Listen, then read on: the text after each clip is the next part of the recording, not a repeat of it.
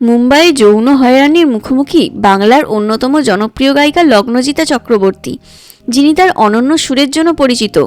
বিস্তারিত জানতে ভিডিওটি পুরোটা দেখুন, আর আমাদের চ্যানেলে নতুন হলে চ্যানেলটি সাবস্ক্রাইব করে পাশে থাকা বেল আইকনটি প্রেস করে দিন। লগ্নজিতা এবার মুখ খুলেছেন একটি অত্যন্ত সাহসী বিষয় নিয়ে। কর্মসূত্রে মুম্বাইয়ে থাকাকালীন যৌন হয়রানির শিকার হয়েছিলেন এই প্রভাববান শিল্পী। কী ঘটেছিল সেদিন? লগ্নজিতা তখন মুম্বাইয়ে কাজ করতেন। বিজ্ঞাপনী জিঙ্গল গাওয়ার মাধ্যমে নিজের কেরিয়ার শুরু করেছিলেন। একদিন রাজেশ রোশন, যিনি বলিউড তারকা ঋত্বিক রোশনের কাকা, তাকে নিজের বাড়িতে ডেকে পাঠান।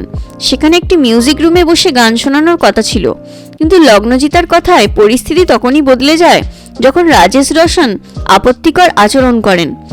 লগ্নজিতা বলেন, উনি আমার স্কার্টের ভিতরে হাত ঢোকানোর চেষ্টা করেন, কিন্তু আমি ওখানেই থেমে যাই এবং বলি, আমি বেরোচ্ছি স্যার। এরপরে আমি নিজেকে সামলে নিই, কারণ আমি জানি ওনারই আচরণ, ওনারই সমস্যা, আমাকে ভেঙে পড়তে দেয়নি। লগ্নজিতার শক্ত মনের পরিচয়। এই অভিজ্ঞতা তাকে মানসিকভাবে কষ্ট দিলেও তিনি ভেঙে পড়েননি, বরং তিনি বলেছেন, আমি এসব ব্যাপারে শক্ত মনের মানুষ, এগুলো আমাকে প্রভাবিত করে না, কারণ এটা তাদের সমস্যা, আমার নয়। লগ্নজিতা আরও জানিয়েছেন, শুধুমাত্র বলিউড নয়, কলকাতার মিউজিক ইন্ডাস্ট্রিতেও এমন অনেক ব্যক্তিত্ব রয়েছে যারা এই ধরনের আচরণ করেন, তবে তিনি তাদের নাম প্রকাশ করতে চাননি।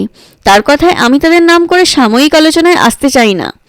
এই বিষয়ে আপনাদের মতামত কমেন্ট করে জানাবেন, আর ভিডিওটি ভালো লাগলে একটি লাইক অবশ্যই করবেন। ধন্যবাদ।